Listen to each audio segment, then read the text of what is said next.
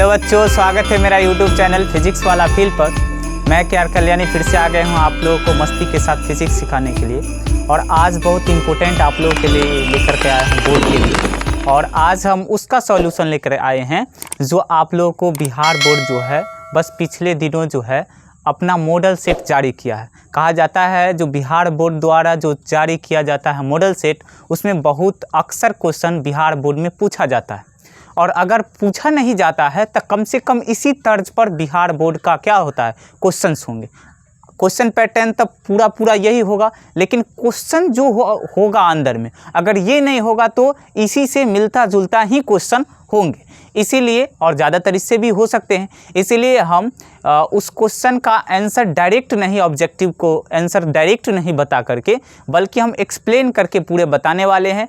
जो आप जब उसका आंसर मारिएगा तो किस प्रकार से सही एकदम कंफर्म, अगर थोड़ा सा घुमा भी दे तो कैसे आप लोगों का एकदम सही जो है लग जाएगा। ठीक है, तो बिना देर किए हुए हम लोग अभी देखते हैं जो बिहार बोर्ड द्वारा मॉडल प्रकाशित किया गया है और उस मॉडल सेट का ऑब्जेक्टिव टाइप के क्वेश्चन का आंसर। और आप लोग के सामने बोर्ड पर दिख रहा होगा लिखा हुआ क्वेश्चन, बस उसका हम लोगों को आंसर देखना है और समझ जाना है। हम देखिए ABC नहीं लिखवाने वाले हैं, क्योंकि पूरा हम ऑप्शन डायरेक्ट लिख देंगे, आप समझ जाइएगा और अपना टिक लगाइएगा। ठीक है, चलिए हम लोग शुरू करते हैं।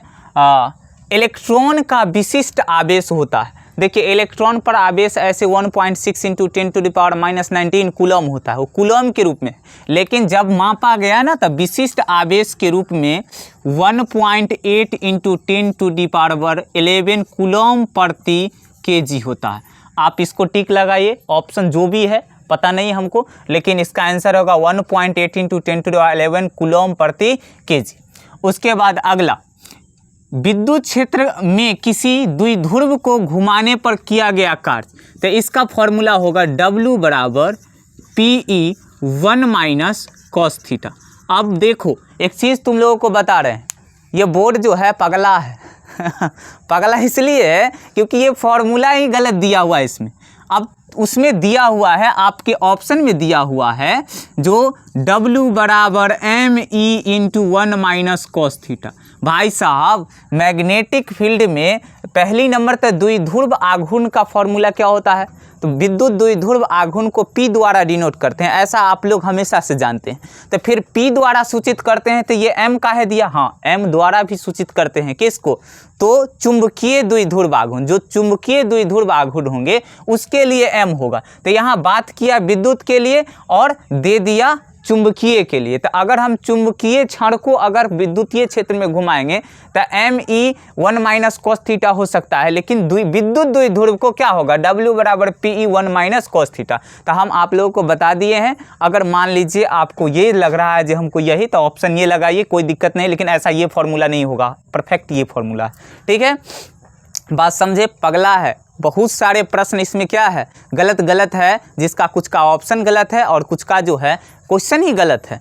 तो फिर आप लोगों को देखते रहिए, पूरा 100% आपको हम कंफर्म कर देंगे जो क्या सही है और क्या गलत है। ठीक है, चलिए, किसी माध्यम की आपेक्षिक विद्युतशीलता, ये तो आप लोगों को हम पिछला अपना वीडियो में बताया भी है। ε0 बराबर क्या होता है, ε/ε0। εr बराबर क्या होता है, ε0/εr। चलिए ये कंप्लीट है आपका, जो भी ऑप्शन है लगाइए। संधारित्र की समांतर संयोजन में जो राशि समान रहती है, तो आप लोग जानते होंगे जब समांतर क्रम संयोजन किया जाता है तो उसमें वोल्टेज समान होता है और चार्ज अलग अलग होते हैं। तो हम लोग समांतर क्रम के कंडीशन में क्या लिखेंगे, तो विभवांतर समान होता है।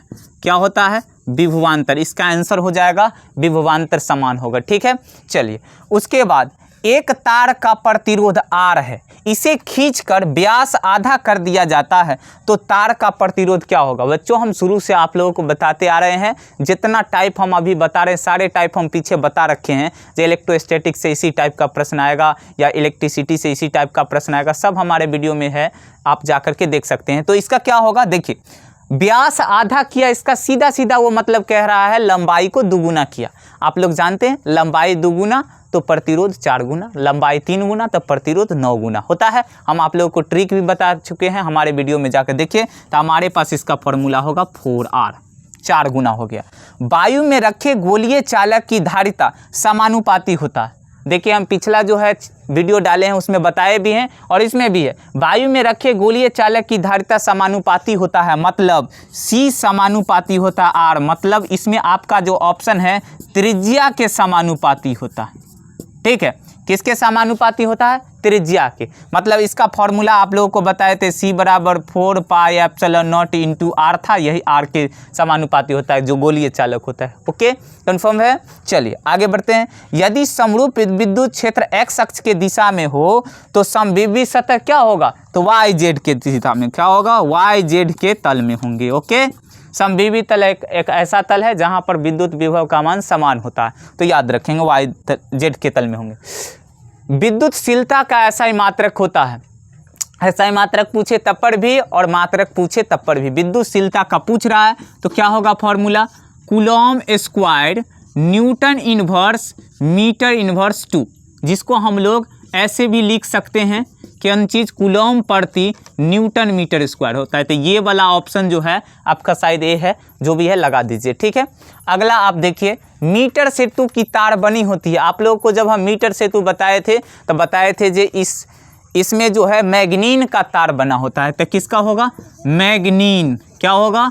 मैग्नीन। ऑप्शन शायद सी है। देखिए, चुंबकीय प्रेरण वेक्टर बी तथा चुंबकन तीव्रता वेक्टर एम इसमें लिखा हुआ है, ठीक है, के बीच संबंध है। तो आप लोग ध्यान रखेंगे, वेक्टर बी बराबर आप लोगों को पढ़ाए mu naught into vector M vector H, जिसको आप ऐसे भी लिखा होगा, इसमें इस तरह से लिखा होगा vector H plus vector M. ठीक है, तो हमारे पास ऑप्शन लगाइए, जो ऑप्शन आपका शायद डी है।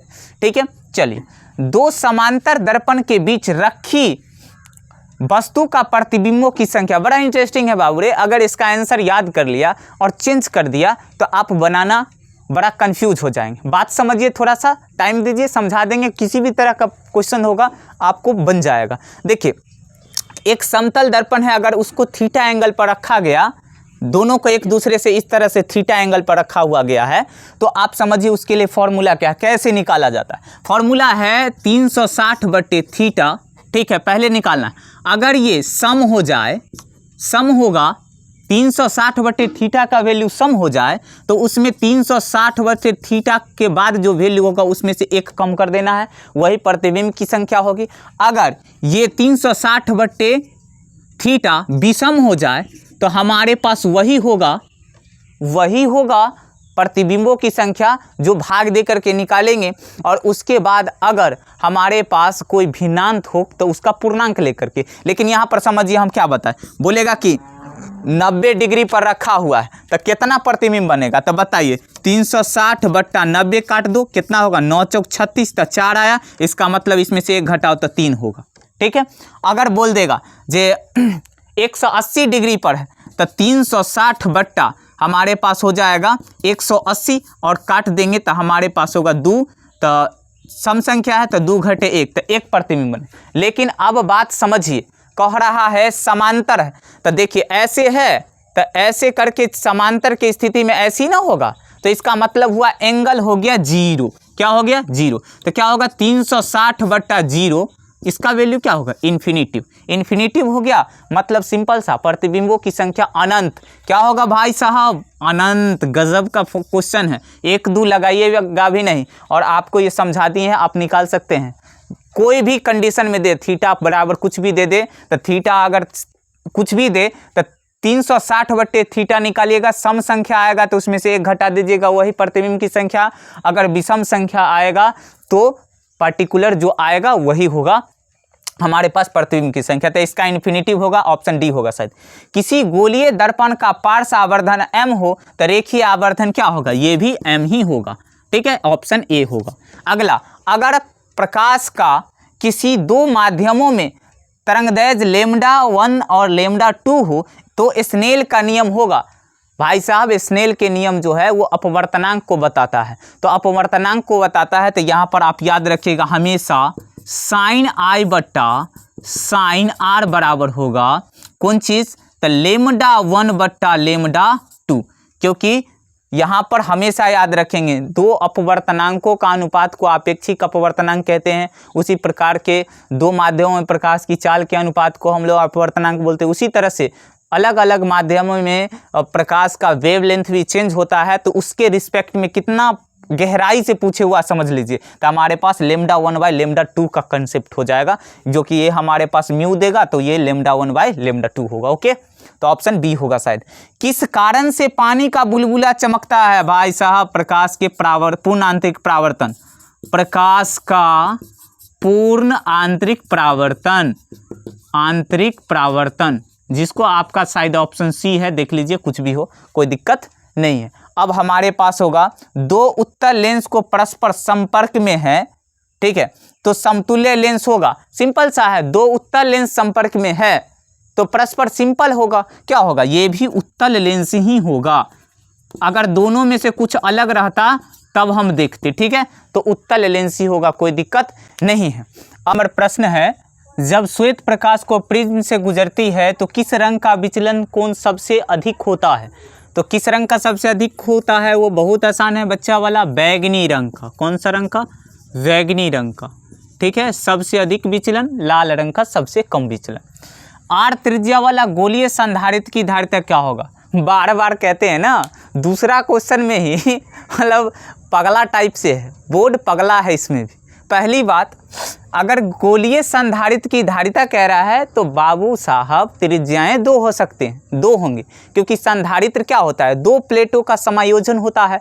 तो पहले नंबर था आर त्रिज्याएं दे दिए। चलिए भाई साहब, तो आप फॉर्मूला का ऑप्शन गलत क्यों दे रहे हैं? ठीक है, अब बताते हैं। इसमें फॉर्मूला का ऑप्शन ऐसा है ही नहीं कोई जो इसका आंसर होगा। भाई साहब, इसका आंसर होगा C बराबर 4 पाई एप्सिलॉन नॉट, उसके बाद AB/A-B, ये फॉर्मूला होता है। एक संधारित्र है तो दो प्लेट होगा, तो यहाँ से यहाँ तक A और यहाँ से यहाँ तक B है, तो AB/A ये हो जाएगा, ठीक है। ये फॉर्मूला दिया ही नहीं है और पूछ दिया। अब हम बताते हैं वो गलती क्या किया है। गलती किया है, उसको बोलना चाहिए आर त्रिज्या वाला गोलीय चालक कह देगा कि धारिता होगा। अगर ये हटा दे तो क्या होगा? तो C बराबर 4 pi epsilon naught into R होगा। अगर किसी गोलीय चालक के कारण, फिर से ये चालक ही करे और धारिता नहीं विद्युत क्षेत्र की तीव्रता कहे, तो E बराबर 1/4 पाई epsilon naught into Q by क्या होता है? आर स्क्वायर, ठीक है, ये फॉर्मूला होता है। तो इस टर्म्स में फॉर्मूला दिया, मतलब इसका क्वेश्चन उल्टा सुल्टा दिया है। तो इसलिए बोल रहे हैं जो आप लोग जो है बोर्ड का जो भी लिखा हुआ है 100% करेक्ट हो, ऐसा कुछ सही नहीं है। बात समझ रहे हैं? तो आप पहले कंफर्म हो जाइए जो कौन क्वेश्चन पूछने योग्य है। ज़्यादा ये दे दिया है तो हम बना रहे हैं, क्योंकि सबको ऐसा लगा रहता है आ गया बोर्ड वाला क्वेश्चन आ गया। ऐसा कुछ नहीं है भाई साहब, आप कॉपी पढ़िए, सब कुछ वही है, लेकिन ये पगला भी देता है कभी कभी। तो ये आप लोगों को समझ में आ रहा है, जो गलत भी है, और गलत के साथ साथ क्वेश्चन सही भी नहीं दिया, ना क्वेश्चन सही है ना आंसर सही है, कुछ सही ही नहीं है। तो बच्चा कंफ्यूज हो जाएगा, टीचर कोई बताएगा, कहेगा टीचर को नहीं आता है। तो इस बात को, डाउट को क्लियर कर लीजिए। जो गोलीय संधारित्र होते हैं, इसका formula 4 pi epsilon not AB/A-B होता है। विद्युत क्षेत्र की तीव्रता पूछता किसी गोलीय चालक के लिए तब, और धारिता पूछता गोलीय चालक के लिए, तो ये होता, लेकिन ऐसा चालक बोला नहीं, संधारित्र बोला, और संधारित्र बोलेगा तो ऐसा हो ही नहीं सकता है। चलिए, अब अगला हमारे पास विद्युत द्विध्रुव के कारण अक्षीय तथा निरक्षीय स्थिति में विद्युत क्षेत्र की तीव्रता का अनुपात क्या होगा? भाई साहब 2:1 बोलेगा सर, कैसे? तो देखिए, अक्षीय के लिए क्या होता है? E, अक्षीय के लिए क्या होता है? एक्सियल बराबर होता है 1/4 पाई एप्सिलॉन नॉट इंटू 2p/r3, और निरक्षीय के लिए क्या होता है? इक्वेटोरियल के लिए तो 1/4 पाई एप्सिलॉन नॉट इंटू p/r3। ऊपर इसको रखिए, सॉल्व कर जाएगा तो 2 ऊपर बचेगा, नीचा में 1 बचेगा, तो 2:1 हो जाएगा, ठीक है। मतलब अगर इसको काट दीजिएगा तो इससे ये खत्म, इससे ये खत्म, तो हमारे पास p से p खत्म, तो 2/1 हो जाएगा। चलिए, आवेश के पुनर्वितरण में क्षय होता है तो ऊर्जा का क्या होगा? ऊर्जा का, ठीक है। चलिए, अगला हमारे पास समान प्रतिरोध N प्रतिरोध को का श्रेणी क्रम तथा समांतर क्रम संयोजन में प्राप्त समतुल्य प्रतिरोध का अनुपात होगा। बात समझिए, बोला कि समान प्रतिरोध वाले n प्रतिरोधक को ले लिया गया है और श्रेणी में जोड़ा है और समांतर में जोड़ा है और उसका अनुपात बता दीजिए कौन चीज होगा। तो नीचे में ऑप्शन दिया हुआ होगा, ऐसे n² इसका आंसर होगा, लेकिन देख लीजिए कैसे होता है। आर एस सीरीज के लिए क्या होता है, अगर समान रहेगा तो NR, अगर इक्विवेलेंट हम करेंगे किसके लिए तो पैरेलल के लिए होगा है तो R/N। चलो सॉल्व करो, R/S RS/RP बताओ, NR/ क्या होगा R/N, तो ई R से R कैंसिल ऊपर चल जाएगा N तो N², आंसर क्या होगा N²। ठीक है, चलिए अगला है, जब एक विद्युत द्विध्रुव बंद सतह से घिरा है तो सतह पर विद्युत फ्लक्स का मान क्या होगा। भाई साहब गजब का क्वेश्चन पूछा है, क्लियर करके रखिए। आप लोगों को हम बताए थे गॉस प्रमेय, कौन सा प्रमेय, गॉस प्रमेय। तो गॉस प्रमेय आप लोगों को बताए थे जे φE बराबर Q net by epsilon not. ठीक है, मतलब टोटल चार्ज उस सतह के अंदर में जो उपस्थित है उसको एप्सिलॉन नॉट से भाग दीजिए, वही फ्लक्स का मान हो। तो अब बताइए एक विद्युत द्विध्रुव के अंदर में टोटल चार्ज क्या होगा, विद्युत द्विध्रुव के पास टोटल चार्ज क्या होगा, तो जितना चार्ज पॉजिटिव उतना ही निगेटिव जोड़ेंगे तो हो जाएगा 0, अर्थात उस बंद सतह के अंदर में कुल चार्ज हो जाएगा 0, अर्थात इस फॉर्मूला के हिसाब से इसका आंसर हो जाएगा 0, मतलब फ्लक्स निकलेगा ही नहीं। गजब का क्वेश्चन है, बात समझ में आ रहा है। तो हमारे पास टोटल चार्ज मतलब जितना पॉजिटिव उतना ही निगेटिव है, क्योंकि द्विध्रुव हम लोग जानते हैं कि क्या होता है, जब समान प्रकृति का जब समान परिमाण और विपरीत प्रकृति के आवेश एक दूसरे से अल्प दूरी पर रहता है तो उसको द्विध्रुव कहते हैं। तो फिर चार्ज को जोड़ेंगे तो चार्ज योगात्मक होता है, आप लोग जानते हैं, तो जोड़ेंगे तो पॉजिटिव और निगेटिव दोनों हो जाएगा 0, मतलब टोटल उस सरफेस के अंदर में चार्ज हो गया 0, अर्थात टोटल जो इलेक्ट्रिक फ्लक्स होंगे वो भी होंगे 0। गुड, चलिए एक उत्तल लेंस, ये 30 नंबर प्रश्न इसलिए है क्योंकि इधर नहीं देख रहे हैं कितना दिक्कत हो रहा है। आप लोग सपोर्ट कीजिए तो कभी डिजिटल बोर्ड भी आ जाएगा, है कि नहीं, कितना दिक्कत हो रहा है, लिख लिख कर आप लोगों को हम मौका मतलब पढ़ाने का काम कर रहे हैं। सपोर्ट कीजिए, शेयर कीजिए, तब कम से कम हमारा भी हौसला बुलंद होगा। इसको तो सब आदमी शेयर कर दीजिए, कम से कम मेरा रिक्वेस्ट है। चलिए, एक उत्तल लेंस का ऊपरी भाग को काला कर दिया जाता है तो उसके सामने रखी वस्तु का प्रतिबिंब क्या होगा। ये वो 30 नंबर प्रश्न है, नीचे में दिख रहा होगा, आप मिला सकते हैं। तो 30, तो जब आप ऊपरी भाग को काला कर दीजिएगा ना तो उसका आवर्धन कम जाता है। ठीक है, तो आवर्धन कमेगा तो क्या होगा, तो आवर्धन कमेगा तो हो जाएगा वस्तु का मतलब प्रतिबिंब का आकार घटेगा। ऑप्शन क्या होगा, प्रतिबिंब का आकार घटेगा। क्या होगा, प्रतिबिंब का आकार घटेगा। ठीक है, चलिए अगला, टेंजेंट गैल्वेनोमीटर में अधिकतम सुग्राही हो तो जब विक्षेप का कोण का मान, तब विक्षेप हमारे पास जब π/2 होगा ना तो मैक्सिमम हो जाएगा। ठीक है, अधिकतम सुग्राही हो जाएगा, मतलब सिंपल सा विक्षेप होता है sin थीटा, और sin थीटा कंडीशन में हमारे पास π/2 होना चाहिए। ठीक है, चलिए चौक कुंडली का शक्ति गुणांक होता है, चौक कुंडली का शक्ति गुणांक आप लोगों को हमेशा याद रखना है, 0 होता है, 0 होता है, 0। क्यों, क्योंकि चौक कुंडली एक ऐसा डिवाइस है जिसके द्वारा हम बिना ऊर्जा के हानि के करंट के फ्लो को रोक सकते हैं, मतलब प्रतिरोध ही है लेकिन इसमें ऊर्जा का हानि नहीं होता है, तो इसमें 0 होता है। समान वेग से चलता आवेश उत्पन्न करता है विद्युतीय तथा चुंबकीय क्षेत्र दोनों, ये दोनों हो जाएगा। ठीक है, उसके बाद एक कार्बन प्रतिरोध के अंतिम छोर पर बना बैंड सुनहरा रंग का है, सहिष्णुता है, मतलब त्रुटि है, सिंपल सा समझिए। तो हमारे पास इसके लिए होगा ±5%, अगर चांदी रहता तो ±10% होता। चलिए, फैराडे नियतांक का मात्रक होता है, फैराडे नियतांक का मात्रक क्या होता है, तो कूलॉम प्रति केजी होता है। ठीक है, हमारे पास फॉर्मूला हो जाएगा कूलॉम प्रति केजी। चलिए, शक्ति रहित धारा का परिपथ है, फिर इसमें कंफ्यूजन किया गया है क्योंकि शक्ति रहित कहने का अर्थ ये है जो वैसा परिपथ जिसमें विद्युत धारा का प्रवाह नहीं मतलब होगा, रोकेगा भी लेकिन उसमें ऊर्जा की हानि नहीं होगा, और वो हो सकता है आपको धारतीय भी हो सकता है और हमारे पास जो है प्रेरकीय भी हो सकता है। सिर्फ प्रतिरोध किसी में नहीं आना चाहिए, इसमें दिया है प्रतिरोध दिया है, उसको तो चुनना ही नहीं है। दिया दोनों है, धारतीय और प्रेरकीय दोनों, लेकिन ऑप्शन डी में ऐसा नहीं बताया जे दोनों दे दे, दोनों का ऑप्शन भी दिया लेकिन प्रतिरोध को भी समेट दिया है, तो उसको आप ठीक कर लीजिए। धारतीय और प्रेरकीय दोनों परिपथ होता है जो कि शक्ति रहित होता है। रहित का मतलब होता है उसमें ऊर्जा का क्षय नहीं हो, ठीक है।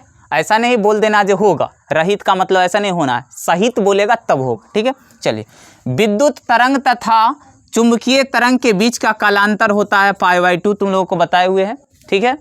आप लोग π/2 के बीच, क्योंकि हम लोग जानते हैं मैग्नेटिक फील्ड और इलेक्ट्रिक फील्ड जब π/2 के रेशियो में क्या करता है, ओसिलेट करता है, तो इलेक्ट्रोमैग्नेटिक वेव्स बनते हैं, ओके। चलिए, अब यदि समान फोकस एफ के दो लेंस संपर्क में समान प्रधान अक्ष पर रखा जाए तो समतुल्य फोकस होगा, कुंची होगा। मतलब हम लोग जानते हैं 1/f बराबर 1/f1 प्लस 1/f2, इस तरह से, तो दोनों f ही देंगे तो क्या होगा, डायरेक्ट f/2 होगा। आप सॉल्व कीजिएगा, ठीक है। तो ये हमारे पास अभी कुल मिलाकर के 30 प्रश्न हो गया। इसमें टोटल है 70 प्रश्न, तो एक ही वीडियो में हम नहीं डाल सकते हैं, इसलिए अभी फ़िलहाल, अब मेरा टाइम भी ओवर हो रहा है, तो अभी फ़िलहाल 30 को देखिए। अगर इसमें किसी तरह का डाउट हो तो मैसेज कीजिए और लग जाइए। ज़रूरी नहीं है जो इसी में से आ रहा है, कॉपी की भी तैयारी कीजिए। बस आप लोगों को एक भ्रम था जो इसी में से पूछता है, तो देख लिए ना कितना गलती भी दिया हुआ है, तो इसको कंफर्म कर लीजिए, जो गलती है उसको सही कीजिए और अच्छा से तैयारी कीजिए।